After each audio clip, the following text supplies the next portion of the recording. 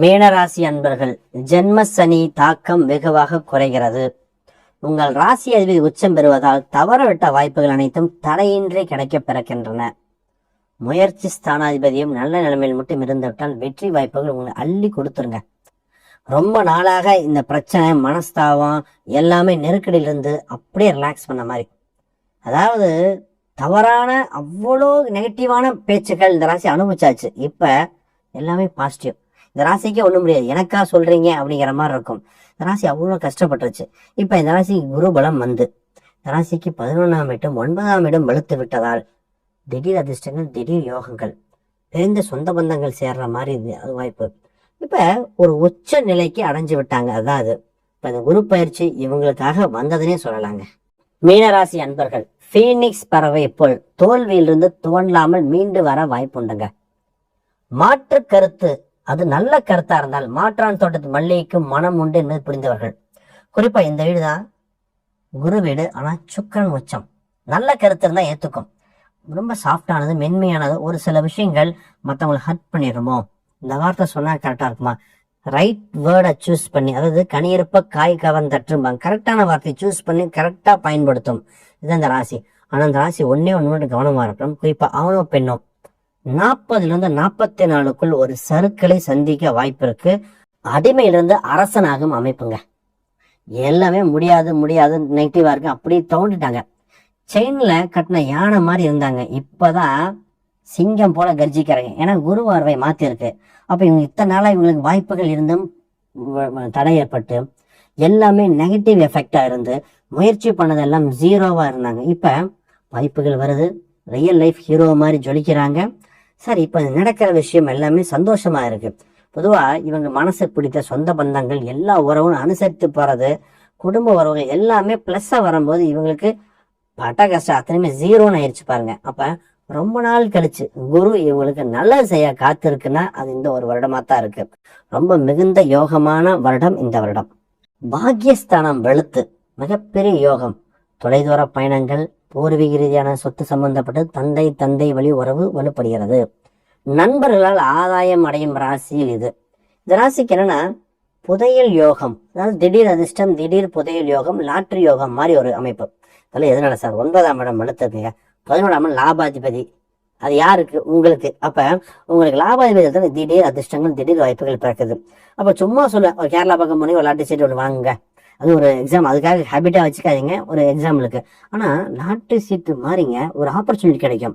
Sir நான் பாட்டு இருந்தேன், ஒரு ஃப்ரெண்டு ஒரு ஜாப்பை பத்தி சொன்னா நான் அட்டன் பண்ண கிடைச்சிருச்சு சார். ஃப்ரெண்டு ஒருத்தர் பிசினஸ் பண்ணிட்டு இருக்காரு, அது பிரான்சைசி கிடைக்கிற மாதிரி இருக்கு, பண்ணலாமா? கிடைச்ச சக்சஸ் பண்ணது உண்டு. அப்ப ஒரு ரூட்டை பிடிச்சு கொடுப்பாங்க. நிறைய பேர் பாத்தீங்கன்னா வயசானவங்க, பேரம்பேத்தியோ இல்ல குழந்தைகளோ இருக்காது, அவங்களுக்கு அவ்வளவு பெரிய ஸ்தாபனத்தை எடுத்து நடத்திக்கோப்பா அப்படின்னு முதலாளி தன் தொழிலாளிக்கு கொடுக்கற நிலைமையெல்லாம் பார்த்திருப்போம். அது மாதிரி அமைப்பு இருக்கு. அப்ப நீங்க தைரியமா நம்பிக்கையா அந்த நேரத்துல கடவுளை கும்பிட்டுட்டு ஒரு ஜோதிடம் மட்டும் பார்த்துட்டு தைரியமா பண்ணுங்க. இந்த வருஷத்துல கிடைக்கிற இந்த குரு 3 பார்வைகள் கிடைக்கிற யோகம் வேற எப்பவும் இல்லை. மீனராசி அன்பர்கள், பாக்கியம் வெளுத்து விட்டாலே தன யோகம் உண்டு. ஏன்னா ரெண்டுமே ஒரே அதிபதி. இப்ப இவங்க ராசிக்கும் குரு பார்வை உண்டு. அப்ப தான் எதிர்பார்த்திருந்த வகையில் பண வருவாய் உண்டு. நிறைய பேருக்கு லோன் வகையில உண்டு. ஒரு சில இடம், வீடு, சொத்து சம்பந்தப்பட்ட விற்று வருகின்ற வகைகள், இன்சூரன்ஸ், பிக்ஸ்ட் டெபாசிட், அதோட டெவலப்மெண்ட் நடந்து வர வகைகள் உண்டு. பூர்வீக சொத்து வகையில பெண்களுக்கு நகை கிடைக்கிறது, பணம் கிடைக்கிறது வகை யோகம். ஆக இது மாதிரி யோகம் வந்திருக்கு. பொருளாதாரத்துல தன்னிறைவு அடைய வாய்ப்பு உண்டு. குறிப்பா பெண்களுக்கு தான் இந்த டைம் அது ரொம்ப யோகம். ஏன்னா பெண்கள் ஒரு சில குழந்தை பிறப்புக்காக விட்டு கேப் எடுத்துப்பாங்க. அப்போ ஜீரோ ஆயிருக்கும், சம்பளம் இல்லை, எல்லாம் டிபெண்ட் பண்ணி இருந்தாங்க. இப்ப ஒரு ரீஸ்டார்ட் பண்ண மாதிரி லைஃபே, ஆணோ பெண்ணோ லைஃபே ரீஸ்டார்ட் பண்ணி ஏர்னிங்ஸை டெவலப் பண்ணி வந்திருக்கு. நான் எப்பவுமே இன்வெஸ்ட்மெண்ட் இந்த ராசிக்கு மிகுந்த யோகம். ஷேர் மார்க்கெட் சொல்வேன், கோல்டு வகையில, இடம், வீடு, சொத்து சம்பந்தப்பட்ட அத்தனையுமே ப்ராஃபிட் அடையிற காலகட்டம் இப்போதான். 10ஆம் இடம் வெளுத்ததால் தொழிலில் வெற்றி, வளர்ச்சி. இந்த ராசிக்கு 10க்குரிய குரு பகவான் உச்சம் பெற்று பஞ்சமஸ்தானத்தில் இருக்கிறனால மனதுக்கு பிடித்த தொழில், வெற்றி வாய்ப்பு உண்டு. சார் 5ஆம் இடம் வளர்த்து விட்டால் புகழ் இருக்கு, பாப்புலாரிட்டி இருக்கு. 5ஆம் இடம் பொலிட்டிக்கல், ஸ்போர்ட்ஸ், சினிமா சம்பந்தப்பட்ட. குலதெய்வ போட்டோ உங்க ஸ்தாபனத்துல வச்சு வழிபாடு பண்ணுங்க. இது பண்ண உடனே தொழில் ஒண்ணுமே இல்லாதவங்க கூட தொழில் கிடைக்கும். தொழில் கொஞ்சம் டெவலப் ஆகிறவங்க அடுத்த பிரான்சைசி ஓபன் பண்ண ஆரம்பிப்பீங்க. தொழில பாத்தீங்கன்னா கூட்டுக்கு நிறைய பேர் வருவாங்க. நான் ஒரு சிலர் கோச்சார் ரீதியாக கூட்டுங்கிற வேண்டாங்கிறேன், கூட்டுக்கு நிறைய பேர் வரக்கூடிய வாய்ப்பு உண்டு. இந்த நேரத்துல தான் சார் முதலீடு கிடைக்கும். முதலீடு ஒண்ணு கணவன் மனைவி வகை கிடைக்கும், இல்ல லோன் வகையில கிடைக்கும். அப்ப நெக்ஸ்ட் எக்ஸ்பான்ஷன் வந்தாச்சு. அற்புதமான காலகட்டம். வேலையில் சறுக்களில் இருந்து சக்சஸ் நோக்கி போகக்கூடிய காலகட்டம். ஏன்னா ராசிக்கு 6ஆம் இடத்துல இந்த கேது பகவான் வேலை சேமிப்பால நெருக்கடி அனுபவிச்சாச்சு. ஜென்ம சனி காலகட்டத்துல தன் உழைப்பை விட அதிகமா உழைச்சு சம்பளம் குறைவா வாங்கியாச்சு. இப்ப குரு பார்வையினால வேலையில முன்னேற்றம், ப்ரமோஷன் உண்டு, வெளிநாட்டு தொழில்துறை அமைப்பு வருது, பிறந்த ஊரை விட்டு வேறோட மாற வாய்ப்பு வந்திருக்கு. அப்ப வேலையில மிகப்பெரிய யோகம். நிறைய பேருக்கு ஒர்க் ஃப்ரம் ஹோம் இப்பதான் கிடைக்கும். இந்த ராசிக்கு ஒர்க் ஃப்ரம் ஹோம் கிடைக்கக்கூடிய அம்சம் உண்டு. இதுல வேலை செய்யற இடத்துல சார் நான் இவ்வளவு ஹார்ட் ஒர்க் பண்றேன், ஆனா அங்கீகாரம் வேற ஒருத்தர் எடுத்துட்டு போயிட்டு இருந்தாங்க. இப்பயும் அதே ஒரு பாயிண்ட் மட்டும் அப்படியே தான் இருக்கு சார். நீங்க செய்யற அந்த வேலையில அந்த சக்சஸ ஒரு டாக்குமெண்ட் பண்ணுங்க, மெயில் மூலம் நான் தான் பண்ணேன். அது எப்படி நீங்க உங்க தொழில் ஸ்தாபனத்துக்கு மாதிரி பண்ணுங்க. நீங்க ஜென்ரலா கொண்டு போய் ரிப்போர்ட் மட்டும் பண்ணீங்கன்னா ஒன்னும் உங்க மேலதிகாரிகள் எடுத்துட்டு போயிடலாம், இல்ல சக நண்பர்கள் அதோட வளர்ச்சியை அறுவடை பண்ணிடுவாங்க. அப்ப ஒர்க் பண்ண இடத்துல அந்த இன்னும் கேது இருக்கு இல்லையா, சின்ன ஒரு காம்படிஷன் மட்டும் இருந்துட்டு இருக்கும், ஆனா வெற்றி உங்களுக்கு தான். அப்ப சரியான மூவ்மெண்ட் பண்ணிக்கங்க. இப்ப உங்களுக்கு ஒரே ஒரு விஷயம், உங்கள் மேலதிகாரிகளிடம் கருத்தை மட்டும் பார்த்து பேசிக்கங்க. பட் அதை மட்டும் பண்ணிட்டா மிகப்பெரிய யோகம் தான். தென்னிலக்கம் அந்த திடுக்கிடு யோகம் மாதிரி. இந்த ஜென்ம சனியில பாத்தீங்கன்னா ரொம்ப கஷ்டப்பட்டு இல்லவே நிறைய பேர் பாத்தீங்கன்னா ஜென்ம சனியில திருமணம் இல்லைன்னு ஒரு பொருளை கிளப்பிவிட்டாங்க. இப்ப குரு பாக்குது. அப்ப இத்தனை நாளாக திருமணம் இல்லை என்றவங்களுக்கு கூட திருமண யோகம் உண்டு. என்னன்னா திடீர்னு நடக்குங்க, ரொம்ப டைம்லாம் இருக்காது சார். இப்பதான் பார்த்தோம் திடீர்னு ஒரு 3 மாசங்கிறாங்க, 4 மாசங்கிறாங்க. இது ஒண்ணு இல்ல, வெளிநாட்டுல இருந்து வராங்க, அந்த வரதுக்குள்ள கல்யாணம் வைக்கணும். அப்ப திடீர்னு நடக்கக்கூடிய அம்சம் உண்டு. கல்யாண மண்டபம் கிடைக்காம பண்ணக்கூடிய சூழ்நிலைகள். இதுல ஒரே ஒரு ஆண் பெண் 2 பேர்த்துக்கும் காதல் திருமணம் ஏற்பட வாய்ப்பு உண்டு. ஒரே ஒரு அட்வைஸ் பண்ணி சொல்ல, ஜாதக ரீதியா பார்த்து நல்ல நாளை மட்டும் குறிச்சுக்கோங்க. பொதுவா வெளிநாட்டு சம்பந்தப்பட்டது உறவுகள் வராங்க, காலையில் நேரம் வைக்கணும், அந்த காம்ப்ரமைஸ் பண்ணாதீங்க. ஜென்மசனி காலகட்டத்தில் குரு பார்வையில் பண்றீங்க, திருமண நாள் சரியா வச்சுக்கோங்க. இப்ப 6ஆம் இடத்தின் நிலையை பார்த்து திருமணம் செய்யுங்கள். அதெல்லாம் 6ஆம் இடம் தான் டைவர்ஸுக்கு காரணம் சார்ந்த ஒரு பாவம் தான். அது மட்டும் கரெக்டா, அதுக்கு தோஷங்கள் இல்லாம 7ஆம் இடம் மட்டும் சுத்தமா இருக்கிற மாதிரி போட்டு பண்ணிக்கலாம். இப்ப இதுல வயது வித்தியாசம் பார்த்தீங்கன்னா ஈக்குவல் ஏஜ் நிறைய பேருக்கு வர வாய்ப்பு உண்டு. ஒரு சில இளமையில் திருமண வாய்ப்பு உண்டு. ஆக திருமண கணவன் மனைவி அந்த ஏதோ ஒரு டிஃபரன்ஸ், சமூகத்தில் இத்தனை நாள் கூட சின்ன டிஃபரன்ஸ் ஏற்பட வாய்ப்பு உண்டு. ஆக நல்ல காலம் பிறந்திருக்கு, சீக்கிரம் திருமணத்தை பாரு. இந்த சனியின் தாக்கத்தால் குடும்பத்தில் பல தொந்தரவு அனுபவித்தார்கள். பிரச்சனை பிரிவினை வரைக்கும் போயிடலாமா, டைவர்ஸ் வாங்கிடலாமா நினைச்சாங்க. ஆனா குரு பயிற்சி வந்தப்புறம் ஒரு என்ன ஏதுன்னு யோசிப்போம். உண்மையாவே நம்ம நடந்தது இமோஷனல் பண்ணியிருக்கோமா, இல்ல கால சூழ்நிலையான ஒரு டிசிஷன் மேக்கிங் எடுக்கக்கூடியது. முக்காவாசி பேத்துக்கு சேர்ந்து வாழ வாய்ப்பு இருக்குங்க. ஆனா ஒரு சிலருக்கு இல்ல உனக்கு திருமணம் தப்பா டிசிஷன் எடுத்துட்ட, அடுத்த லைஃபை பாருன்னு சொல்லுது. அப்ப அந்த மாதிரி ஜாதகம் இருக்கிறவங்களுக்கு நம்ம சொல்லிடுறோம். அப்ப இதுக்கு கொஞ்சம் பொறுமையாக இருந்து ஒரு ஜோதிடரையோ ஒரு சில பரிகாரம் செய்து விட்டு ஹார்டஸ்ட் டிசிஷன் எடுங்க. நிறைய பேர் கோர்ட்டு ஆல்ரெடி ஏறிட்டாங்க, தான் உண்மை. இப்ப கோர்ட்டு ஏற்றா என்ன நடக்குதுன்னா சார் மியூச்சுவலா கிடைக்குமா, இது ஆண் வகத்துல இருக்க, பெண் வகத்துல நான் இவ்வளவு நாள் கஷ்டப்பட்டு உழைச்சேன், எனக்கு கணவன் உதவி கிடைக்குமா, இந்த மாதிரி.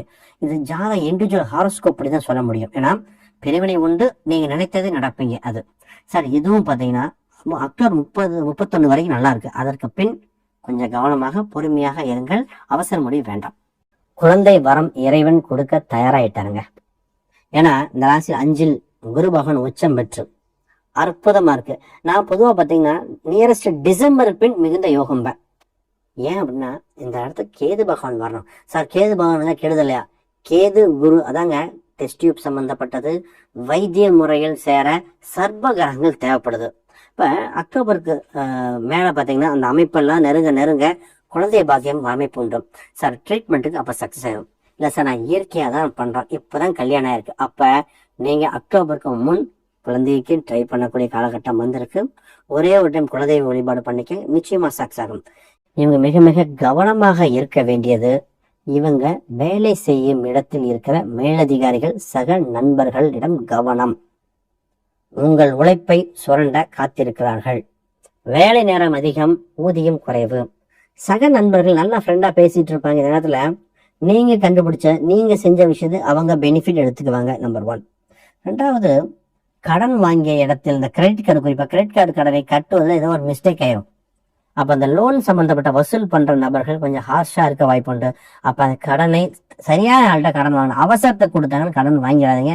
இது மிக மிக மிக மோசமான சூழ்நிலைகள். இந்த முக்கியமா இன்னொரு பாயிண்ட்டுங்க, இது என்னன்னா பூர்வீக சொத்து சம்பந்தப்பட்ட விஷயங்கள் பேச்சுவார்த்தையோ இல்ல ஏதோ ஒரு உடல்நிலை சம்பந்தப்பட்ட இன்சூரன்ஸ் அப்ரோச் பண்ணும்போது ஏதோ ஒரு லாயரை கான்டாக்ட் பண்ணியிருப்பீங்க. இந்த லாயர் சம்பந்தப்பட்டதுல அவங்களும் இல்ல இன்சூரன்ஸ் செக்டர்ல அவங்க பேச்சுவார்த்தை ஏதோ ஒரு மிஸ் அண்டர்ஸ்டாண்டிங் ஏற்பட்டும்.